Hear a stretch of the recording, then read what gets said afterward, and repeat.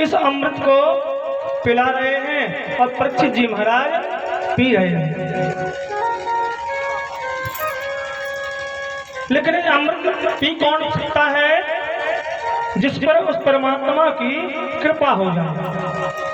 और जब तक उस परमात्मा की कृपा नहीं, उस बांके बिहारी की कृपा नहीं है, आप कितना भी प्रयास कर ले महाराज हमें एक बार अमृत मिल जाए पीने को, तो आपकी ऐसी सामर्थ्य नहीं कि आप इस अमृत को पी लें। और जिसने भी इस अमृत को पिया है वो फिर इस भव सागर से मुक्त हुआ।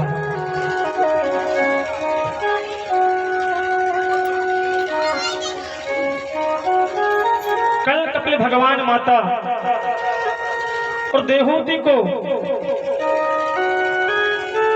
उपदेश कर रहे हैं और भगवान कपिल ने माता देहूति को कल सुंदर उपदेश किया। माता देहूति ने प्रश्न किया था कि बंधन किसका होता है और मुक्ति का कारण क्या है। बंधन किसका होता है और मुक्ति किसकी होती है। बोलिए श्री गुरुदेव भगवान की जय हो। और हमारे बीच में पूज्य आप सभी के गुरुदेव जी भगवान और हमारे परम पूज्य पिताश्री महाराज का आगमन हुआ है कथा में। पूज्य गुरुदेव के पावन चरणों में दास का व्यासपीठ से कोटि कोटि प्रणाम।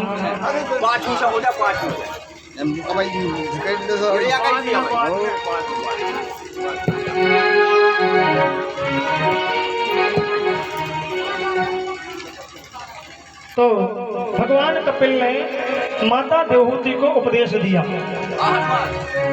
और माता देहूति ने उसने किया था कि प्रभु हमें बताइए कि बंधन किसका होता है और मुक्ति किसकी होती है।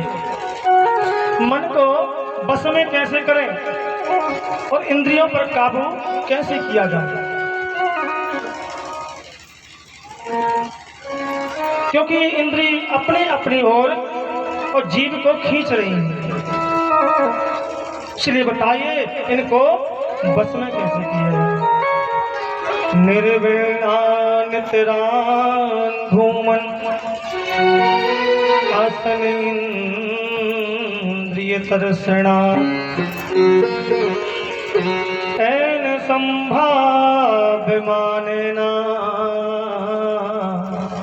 प्रपन्नादं तमाहुः। तब भगवान कपिल ने और माता देहूति को सुंदर उपदेश किया था। बोले माँ यदि आप पूछते हो बंधन किसका होता है तो आत्मा का तो बंधन होता ही नहीं, क्योंकि आत्मा न तो कभी जन्म लेती है और न कभी मरती है। आत्मा न कभी जन्म लेती है और न कभी आत्मा मरती है। तो बंधन कहें कि शरीर का बंधन होता है तो शरीर का बंधन भी नहीं होता है। क्यों? क्योंकि शरीर की 3 गति होती है। यदि जला दिया जाए तो मुट्ठी भर राख बन जाएगा, गड्ढे में दफना दिया जाए तो कीड़े बन जाएगी, मिट्टी बन जाएगी, और फेंक दिया जाए तो पशु पक्षी आदि उसे खा जाएंगे। ऐसे शरीर की 3 गति होती है। तो बंधन किसका होता है? भगवान कपिल कहते हैं माता जो बंधन है ये बंधन तो मन का होता है, क्योंकि मन का कोई भरोसा नहीं है कि मन कब और कहाँ चला जाए। अभी कथा में बैठे हैं, थोड़ी देर बाद कुमारी पहुंच जाए, फिर थोड़ा और चले तो दमोह पहुंच जाए, थोड़ा आगे जाए तो सागर पहुंच जाए। इसलिए मन का कभी भरोसा नहीं करना चाहिए, क्योंकि अगर मन विषयों में फंसा है तो फिर जीव की मुक्ति संभव नहीं है। इसलिए कहा गया है चौथापन आए तो हमें उस समय भगवान के और भजन में लग जाना चाहिए, क्योंकि भगवान का भजन ही है जो आपके मन को और रोक करके रखेगा। यदि आप चाहें कि आपका मन बस में हो तो उसके लिए क्या करना है, और उसके लिए काम एक ही करना है कि भगवान का नाम सदा स्मरण करना है और संतों का संग करना। लेकिन पूरा जीवन निकल जाता है, ना तो हम भगवान का भजन करते हैं और न संतों का संग करते हैं। जब ब्रह्मा जी ने और इस मनुष्य की रचना की सोचा कोई अच्छा कार्य करेगा, रचना की, तो सबसे ब्रह्मा जी ने 4 लोगों की रचना की। देखिए ध्यान से सुनना, मनुष्य, कुत्ता, गधा और उल्लू। और मनुष्य को जो आयु दी वो 25 वर्ष की थी। कितने वर्ष की? 25 वर्ष की। ध्यान से सुनना, आप लोग को बताना सही है कि झूठ है। तो 25 वर्ष की आयु थी मनुष्य की, और जो कुत्ता था इसकी आयु थी 35 वर्ष की, और जो गधा था इसकी आयु थी 50 वर्ष की, तो उल्लू की आयु थी, तो वो भी उल्लू की आयु थी 30 वर्ष की। तो ब्रह्मा जी ने इनको सबको आयु दी। लेकिन एक दिन की बात है कि मनुष्य ब्रह्मा जी के पास रोते रोते पहुंचा और ब्रह्मा जी से सामने जाकर के रोने लगा। ब्रह्मा जी ने कहा, भाई तुम्हें क्या हुआ, क्यों रो रहे हो? उसने कहा, महाराज क्या बताऊं, आपने इतनी कम मुझे आयु दी है कि मेरा तो इसमें काम ही नहीं चल रहा है। ब्रह्मा जी ने कहा, भाई हमने सबको अपने हिसाब से आयु दी थी। तब तक कि कुत्ता आया, और कुत्ता आया तो कुत्ता कहने लगा, महाराज और मेरी आयु आपने बहुत ज्यादा कर दी। ब्रह्मा जी ने कहा, क्यों, तुम्हें क्या तकलीफ है? बोले, महाराज कुछ लोग मुझे पालते हैं और कुछ लोग मुझे डंडा मारते हैं। कि कुत्ता 2 प्रकार के होते हैं, एक पालतू और एक फालतू। जो पालतू कुत्ता होता है ना, आजकल पालतू कुत्ते को और गाड़ियों में घुमाया जाता है, बड़ी महंगी गाड़ियों में। क्यों? क्योंकि वो पालतू कुत्ता है, और जो फालतू कुत्ता है उसे डंडे मारे जाते हैं। तो कुत्ता ने कहा, महाराज मुझे लोग डंडे भी मारते हैं और घुमाते भी हैं। बोले, ठीक है, तो तुम बताओ तुम्हारी आयु कितनी कम कर लें? कुत्ते ने कहा, महाराज 35 वर्ष बहुत ज्यादा होती है, मुझे तो 10 वर्ष की आयु दे दो, बाकी की अपने पास रख लो। ब्रह्मा जी ने कहा, ठीक है। ब्रह्मा जी ने कुत्ते की आयु ली और मनुष्य से पूछा, क्यों भाई कुत्ते की आयु चलेगी? मनुष्य ने कहा, प्रभु दे दो कुत्ते की। ठीक है, 25 से 50 तो दी जाएगी। ब्रह्मा जी ने कहा, यो मस्तू। और ब्रह्मा जी ने मनुष्य को कुत्ते की आयु दे दी। अब कितनी टोटल आयु हो गई मनुष्य की?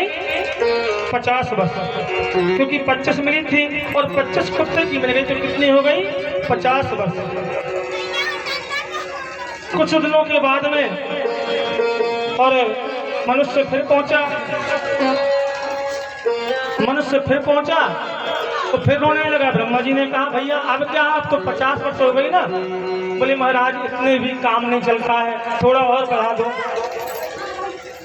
तब जाकर के और गधा पहुंचा ब्रह्मा जी के पास, तो गधा भी रोने लगा। ब्रह्मा जी ने कहा, भाई तुझे क्या हुआ? बोले, महाराज आपने मेरी आयु बहुत ज्यादा मुझे दी है। तो बोले, महाराज इसमें से 25 वर्ष मेरे कम कर लो महाराज, बाकी की आयु भोग लूंगा महाराज, क्योंकि बहुत ज्यादा होती है। ब्रह्मा जी ने कहा, ठीक है, और 25 वर्ष आयु गधे की भी कम कर ली। मनुष्य से पूछा, क्यों गधे की आयु चलेगी? मनुष्य ने कहा, महाराज मरता काना करता। अरे भाई, हमें आयु चाहिए, आप किसी की भी हो, चाहे कुत्ते की हो और चाहे हाथी को हो, हमें तो चाहिए है। क्योंकि मनुष्य बड़ा लोभी है, इसके पास में लोभ की प्रवृत्ति है। और जिमित प्रति लाभ है लोभ अधिकाई। जैसे जैसे लाभ बढ़ता है वैसे वैसे लोभ बढ़ता है।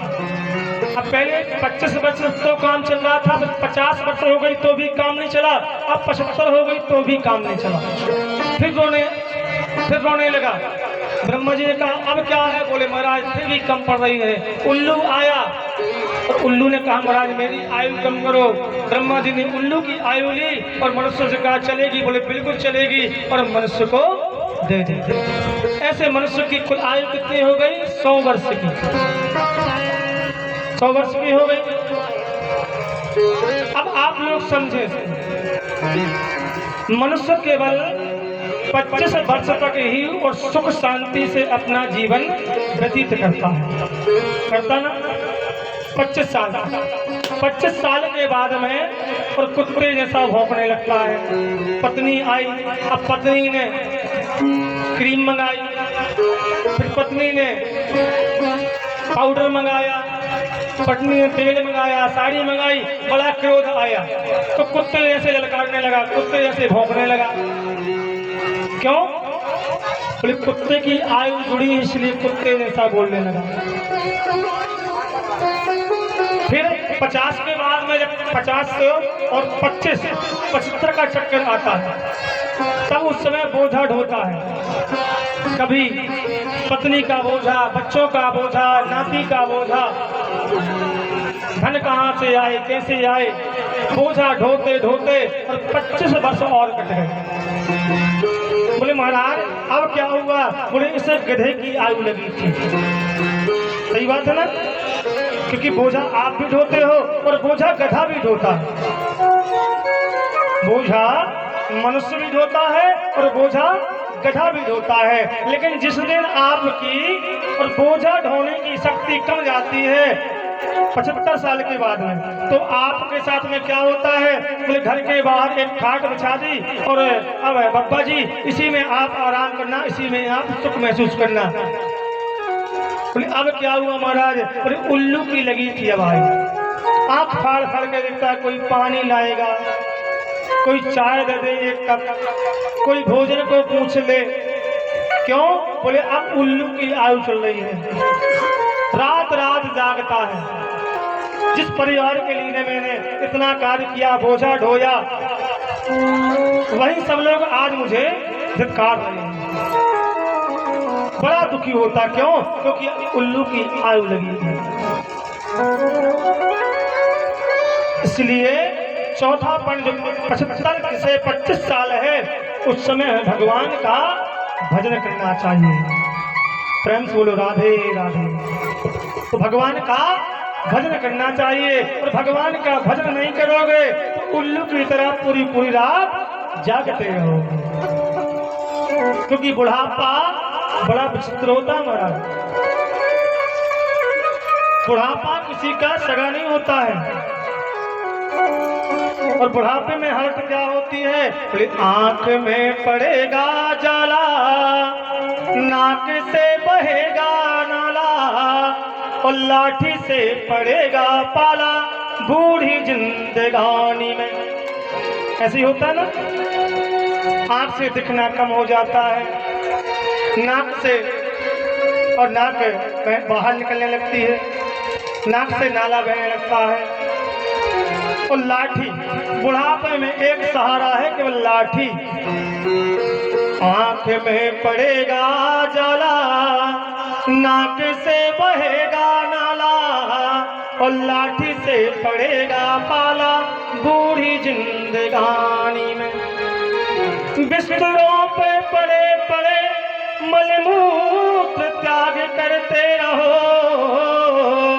और ऐसे श्वास श्वास पे बस राम ही भजते रहो, कि ऐसे श्वास श्वास पे बस राम ही भजते रहो।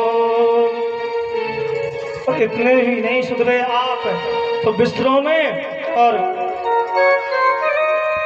बड़ी बुरी गति होती है। उसी में आप लघु शंका, उसी में दीर्घ शंका कर लेते हैं।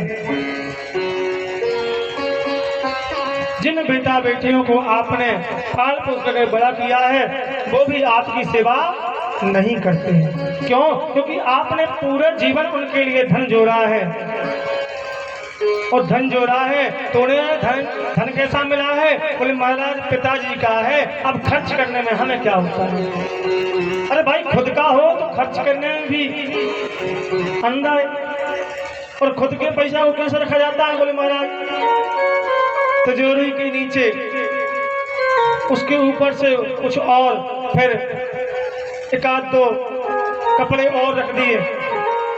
आजकल अलमारी में पैसे रखे जाते हैं ना, तो कपड़ों के बीच में रखे जाते गड्डी, एक कपड़ा, दो कपड़ा, तीन कपड़ा, चार कपड़ा। अरे कितनी रखोगे आप और कितना जोड़ोगे आप पूरा जीवन जोड़ते रहोगे, लेकिन वो आपको काम नहीं देगा। यदि जोड़ना है तो एक चीज जोड़ना जीवन में, राम नाम का धन जोड़ देना जीवन में आप। और जिस दिन आप राम नाम का धन अपने जीवन में जोड़ लेंगे, उस दिन आपको फिर मृत्यु का डर नहीं रहेगा, क्योंकि आपको फिर उस नाम का सहारा रहेगा। इसलिए प्रयास करना कि जीवन में हम और राम के नाम को जोड़ें, क्योंकि राम का नाम यहाँ भी काम आता है और वहां भी काम आता है। भगवान कपिल माता देहूति से कहते माता, इसलिए आप और संतों की संगत करें। माता देवहूति ने कहा कि संत और हम खोजे कहाँ? क्योंकि आजकल संत खोजना सबसे कठिन चीज है। आज जो समय चल रहा है इसमें संत की खोज सबसे कठिन चीज है। बोले महाराज पीले वस्त्र पहन लिए, पीली लुंगी लगा ली और बन गए बाबा जी। किसी ने दाढ़ी रख ली, बाबा जी बन गए। कोई मठ मंदिरों में रहने लगे, बाबा जी बन गए। अरे अभी तक माया से छूटे नहीं, और जो माया से नहीं छूटा है वो संत नहीं है, क्योंकि संत और माया से मुक्त होते हैं। संत का काम है माधव से मिलाना, और जो स्वयं माया से मुक्त होगा वही तो उस माधव से मिला पाएगा। अब जो स्वयं माया में लिपटा है वो क्या आपको माधव से मिला पाएगा? भगवान कपिल कहते हैं माता, हम आपको संत के कुछ लक्षण बताते हैं। और भगवान कपिल आज माता देवहूति को और संत के लक्षण बताते हैं।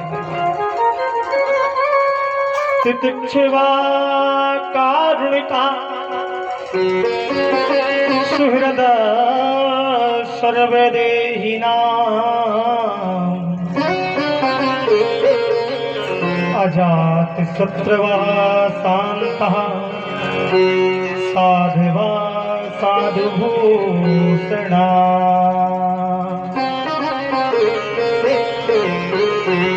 बोले संत का सबसे पहला लक्षण है तितिक्षु होना चाहिए, जो परमात्मा से मिलने के लिए आतुर हो, जिसे केवल एकमात्र परमात्मा ही दिखे, जो परमात्मा से मिलने के लिए आतुर हो, वही एक संत का लक्षण है। दूसरा लक्षण है संत का कारुणिका। तो संत वो है जो जिसके अंदर हृदय में और करुणा हो। यदि करुणा नहीं है तो वो संत नहीं है। संत के अंदर तो करुणा होनी चाहिए। करुणा कहाँ होनी चाहिए? फिर चौथा है हृदय में करुणा होनी चाहिए, क्योंकि मुख वाले आज मीठे, मुख से बोलने वाले बहुत मिलेंगे आपको, लेकिन हृदय से मीठे बोलने वाले बड़े कम मिलेंगे। आज लोग मुख से इतना मीठा मीठा बोलते हैं कि लगता है महाराज इनसे अच्छा कोई है ही नहीं।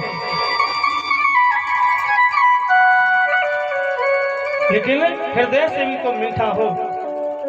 संत का तीसरा लक्षण है सुहृदय सर्वदेहिना। संपूर्ण देहधारियों के लिए हृदय में प्रेम हो। मन में जेना हो, ये पुत्र है, पिता है, माता है, उसके लिए सब बराबर हो, एक समान देखे, वो संत है। चौथा लक्षण है अजात शत्रुवा, और जिसका जीवन में कोई शत्रु ना हो, क्योंकि संत का जीवन में कोई शत्रु नहीं होता। इसलिए संत वो है, संत का चौथा लक्षण है जिसका अपने जीवन में और कोई शत्रु ना हो। अजात शत्रुवा शांता। और पांचवा लक्षण है शांत। संत के पास में और शांति हो। ये 5 लक्षण संत के हैं। जिसके पास 5 लक्षण हैं वो संत है। इस संत के पास में शांति नहीं है, अशांति है, तो वो संत नहीं है।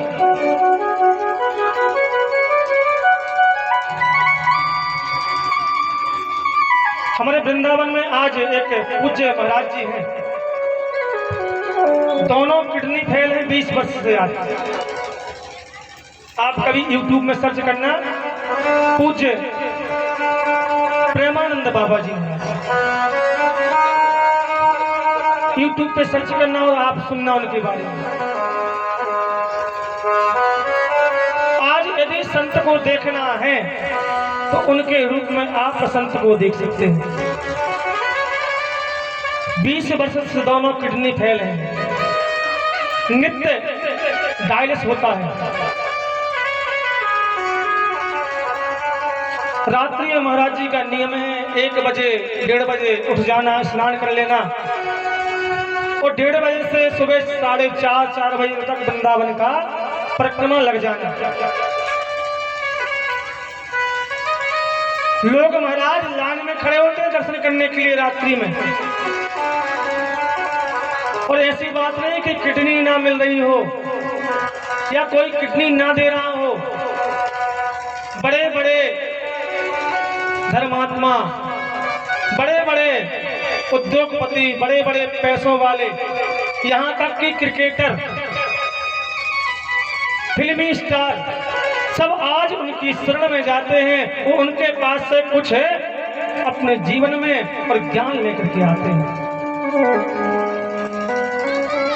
और ज्ञान भी कैसा?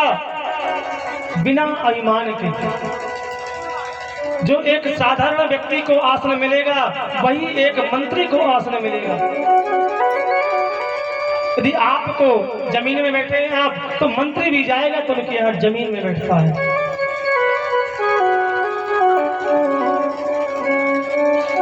कोई भी जाए जमीन में बैठता है। और पूज्य महाराज जी अपने वाणी के द्वारा ना जाने आज कितने युवाओं के भविष्य को बदल करके रख दिया। तो संत की पहचान क्या है? तो संत की पहचान ये है कि जिसके पास में 5 चीजें हैं वो संत है। तो महाराज जी ने किसी से किडनी ली नहीं। बोलते हैं एक किडनी हमारी राधा है और दूसरी किडनी हमारी श्याम है। ये महाराज जी के मन में, हृदय में विश्वास है कि उसने जन्म दिया है तो वही हमें ले जाएगा। हम दूसरे की किडनी लेकर के क्या करेंगे? तो संत के दर्शन करना है तो वृंदावन जाना, प्रयागराज जाना, कभी काशी में जाना, वहां आपको संतों के दर्शन होंगे। और हमें लगता है कि यदि आपको संत के दर्शन करने हो तो एक संत आपके घर में है, गाय माता। गाय से बड़ा कोई संत नहीं है। गाय के पास में ना तो कोई गाय का शत्रु है, मिलने की तीव्रता भी है। यदि गाय को आप सुबह छोड़ देंगे तो शाम को दूध देने आएगी।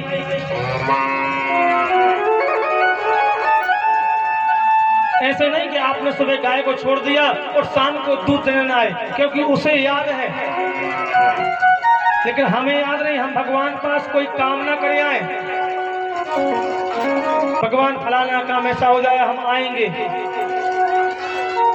फिर 10 साल ना जाए, 20 साल ना जाए, लेकिन उस गाय को याद रहता है कि हमने सुबह दूध दिया था तो हमें शाम को भी जाकर को दूध देना है। करुणा। गाय को आप कितना भी मारें, गाय को आप सुबह पानी न दें और शाम को देने जाएं तो गाय और चुप होकर के पानी पी लेगी, चुप होकर के आपके द्वारा डाला गया चारा और गाय खा लेगी। गाय मारती तो नहीं आपको, एक खूंटे में आपने बांध दिया, उसी खूंटे में बंधी है, अब आप उसे 4 दिन तक उसी खूंटे में बांध के रखें तो गाय आपको मारेगी नहीं। यदि बाद में छोड़ने जाएंगे ना तो मारेगी नहीं गाय,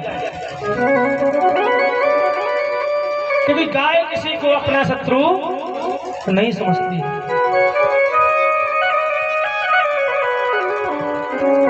सभी के उसके हृदय में सभी के प्रति दया होती है, करुणा होती है, शांत रहती है, एक गाय है। श्री संत के दर्शन करने हैं तो गाय के रूप में अपने घर में किया है।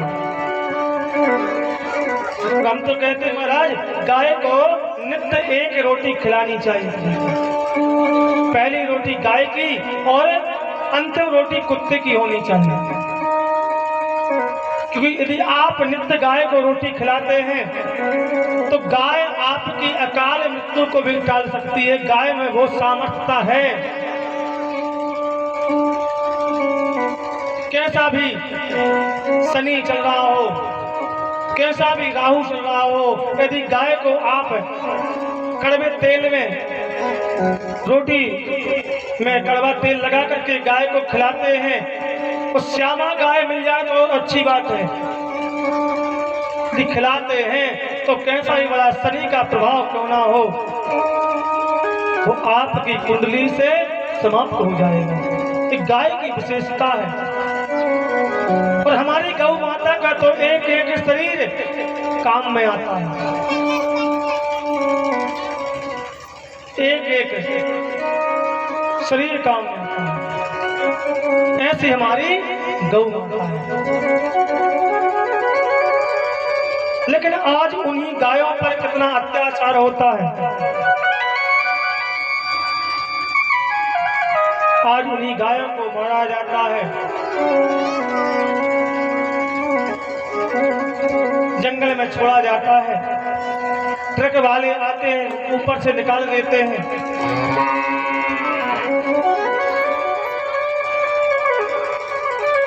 उन्हीं गायों को बेचा जाता है और उनका पैसा खाया जाता है। एक बात बोले, कभी 3 लोगों का धन नहीं खाना। पहला है गाय का, गाय का आप धन खाते हैं तो आप कितना भी कुछ कर लें वो पाप आपको चुकाना पड़ेगा। दूसरा है कन्या का धन। आजकल शादी विवाह में सौदा होने लगी, कन्या के सौदा होते, क्रय विक्रय होते हैं। हमने यहाँ तक देखा है कई पिता ऐसे हैं जो कन्या का पैसा खाते हैं, देखा है अपनी आंखों से, सुना भी है। ससुराल वालों से पैसा लेते हैं और अपनी पुत्री का विवाह करते हैं। अरे वो बेटी है आपकी, उसका धन खाएंगे आप तो क्या आपका जीवन बनेगा? लेकिन आज हमारे समाज में ऐसा भी होता है कि बेटी को बेच करके उसके ससुराल वालों से पैसा लिए जाते हैं, पैसे लिए जाते हैं, उसके धन को खाया जाता है। और तीसरा है गुरु। गुरु का धन हमें कभी नहीं खाना चाहिए। गाय, कन्या और गुरु, इन 3 लोगों का धन हमें भूल करके भी पर नहीं खाना चाहिए। यदि इनका धन खाएंगे तो निश्चित है कि आपको तो पाप चुकाना पड़ेगा, कि आप पाप के भागी बन रहे हैं। तो पाप तो आपको चुकाना ही पड़ता है। 2 चीजें जीवन में स्वयं को चुकानी पड़ती हैं, एक पाप और दूसरा कर्ज। यदि कर्ज आपने किसी से लिया है और बिना चुकाए गए हैं, तो आप ही जो पुराने जमाने में पहले कहा करते ना, बोले भैया करिया बैला बन के आओगे चुकाओगे। तो कर्ज किसी का लिया है तो अपने जाने से पहले उसे लौटा देना चाहिए, और पाप है तो उस पाप का प्रायश्चित कर लेना चाहिए।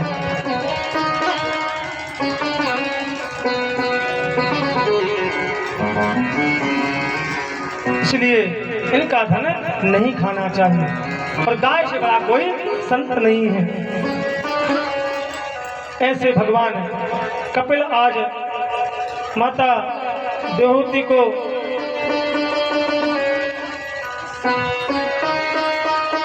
उपदेश करते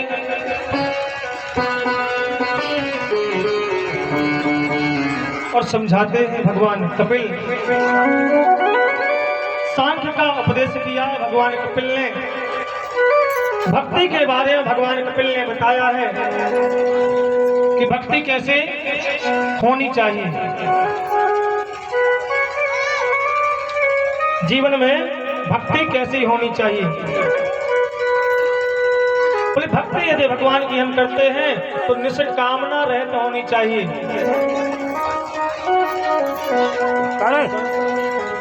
निष्कपट होनी चाहिए, जिसमें न तो कोई कामना हो और ना कपट हो।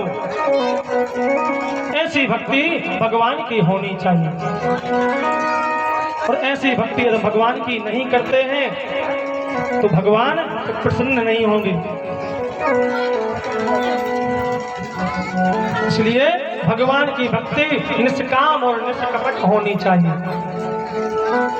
ऐसी भगवान की और भक्ति होनी चाहिए, क्योंकि माता जीवन का उद्देश्य है भगवत प्राप्ति कर लेना। क्योंकि ये शरीर बार बार नहीं मिलता, पता नहीं कब मिलेगा। इसलिए इस धरा में हम आए हैं तो भगवान का भजन करने, क्योंकि इस धरा में सब कुछ धरा और रह जाना है।